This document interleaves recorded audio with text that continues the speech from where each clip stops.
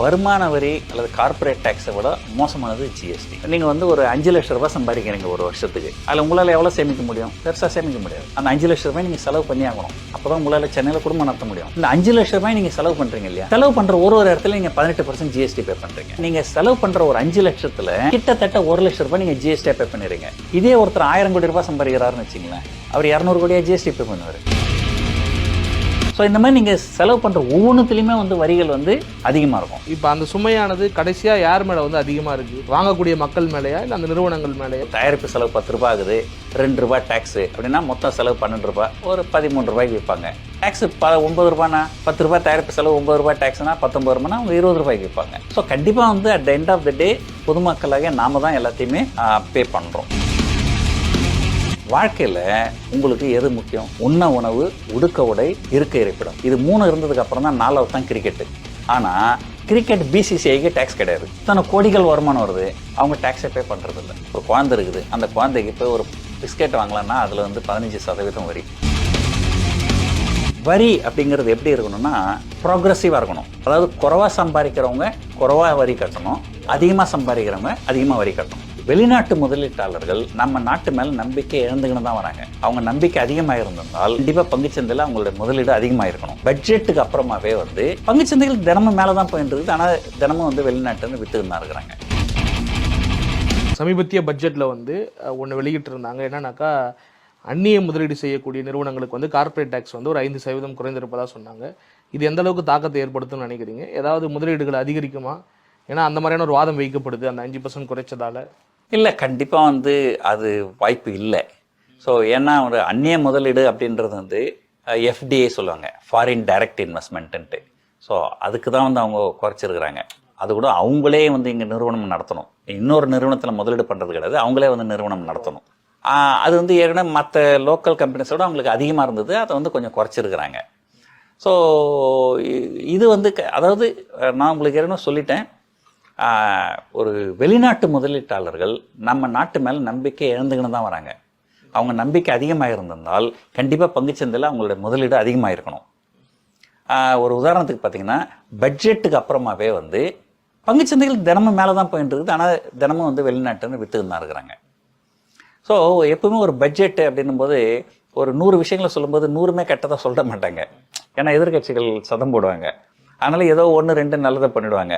அப்போ கேட்டால் பாருங்கள் நாங்கள் நல்லது பண்ணோம் அப்படின்னு ஒரு டிஃபெண்ட் பண்ணுறது உங்களுக்கு. ஸோ அந்த மாதிரி தான் 1 2 பண்ணியிருக்கிறாங்களே தவிர, மற்றபடி வந்து இந்த ஒரு வெளிநாட்டு நிறுவனங்களுக்கு ஒரு 5% வந்து டேக்ஸ் குறைச்சது அதெல்லாம் வந்து எனக்கு தெரிஞ்சு எந்த வகையிலுமே ஒரு பாதிப்பு ஏற்படுத்தாது.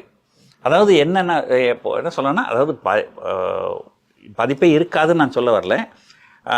அதாவது ஒரு நல்ல விஷயங்கள் நடந்ததை விட கெட்ட விஷயங்கள் அதிகமாக இருக்குது.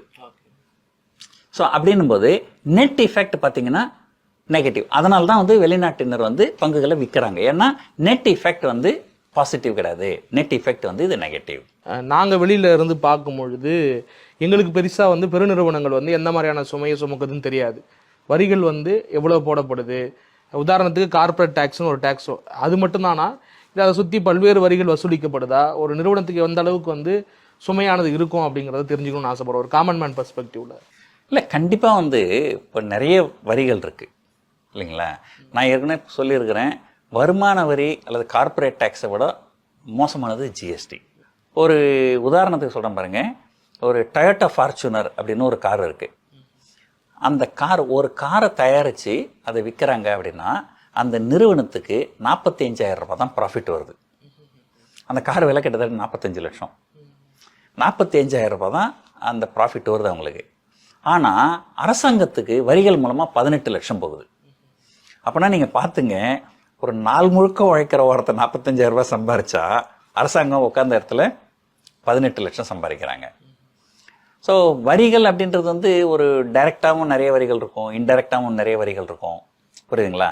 இப்போ ஒரு உதாரணத்துக்கு நீங்கள் டைரெக்டாக ஒரு வரி பே பண்ணுவீங்க, சரி. அப்போ உங்கள் வியாபாரம் நடத்துறதுக்கு உங்களுக்கு ஒரு கேமரா வேணும், அந்த கேமரா வாங்க போகிறீங்க, அந்த கேமராவில் வந்து நிறைய வரிகள் இருக்கும். ஸோ இந்த மாதிரி நீங்கள் செலவு பண்ணுற ஒவ்வொன்றுத்துலேயுமே வந்து வரிகள் வந்து அதிகமாக இருக்கும்.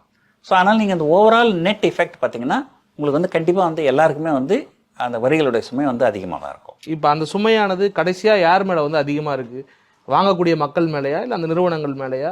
கடைசியில மக்கள் தானே அந்த பணம் கொடுத்து ஆமா, வாங்குறாங்க. கண்டிப்பா அது எந்த ஒரு நிறுவனமும் அவங்களுடைய லாபம் பார்ப்பாங்க. ஒரு உதாரணத்துக்கு அவங்க ஒரு தயாரிப்பு செலவு 10 ரூபாய் ஆகுது, 2 ரூபாய் டேக்ஸ் அப்படின்னா மொத்தம் செலவு 12 ரூபாய், ஒரு 13 ரூபாய்க்கு விற்பாங்க. டேக்ஸ் 9 ரூபாய்னா 10 ரூபாய் தயாரிப்பு செலவு, 9 ரூபாய் டேக்ஸ்னா 19 ரூபாய்னா அவங்க 20 ரூபாய்க்கு விற்பாங்க. ஸோ கண்டிப்பா வந்து at the end of the day பொதுமக்களாக நாம தான் எல்லாத்தையுமே பே பண்றோம். அது முக்கியமா சில விஷயங்கள்லாம் பாருங்க, பெட்ரோல் டீசல் விலைகள்லாம் ரொம்ப அதிகமா இருக்கு. அது பெட்ரோல் டீசல் விலை அதிகமா இருக்குதுன்றது வந்து நம்ம பெட்ரோல் போடும் போகும்போது மட்டும்தான் நம்ம அதிகமா டேக்ஸ் கொடுக்குறோம்னு நினைக்கிறோம். அது உண்மை கிடையாது.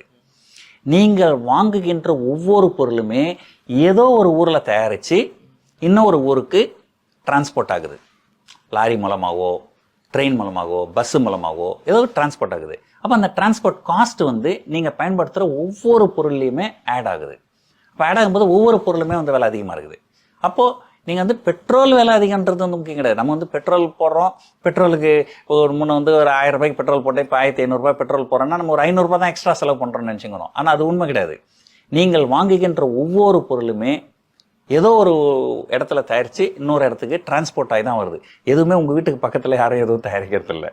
அப்போது அது வந்து அந்த மாதிரி குமுலேட்டிவ் எஃபெக்ட். ஸோ அது மாதிரி இது ஒரு அரசாங்கத்தினுடைய ஒட்டுமொத்த கொள்கை வந்து பாதகமாக இருக்கும்போது அதனுடைய பாதகம் மொத்தமே வந்து கண்டிப்பாக பொதுமக்களை தான் சேரும். ஒரு அரசாங்கம் நடக்கணும்னாக்கா வரி கட்டாயம் தேவைங்கிறது தான் பொதுப்படியான ஒரு பார்வையா இருக்கு. ஆனா வரி வசூல் மட்டுமே ஒரு ஆதாரமா வச்சுக்கிட்டு ஒரு அரசாங்கம் நடக்கும்போது அது சரியா இருக்குமா? மீண்டும் அது மக்கள் மேல ஒரு சுமையா போய் முடியுது அப்படிங்கிறது ஒரு குற்றச்சாட்டா இருந்தாலும், வரி இல்லைன்னா நடத்த முடியாத அரசாங்கம் அப்படின்றாங்க. அதாவது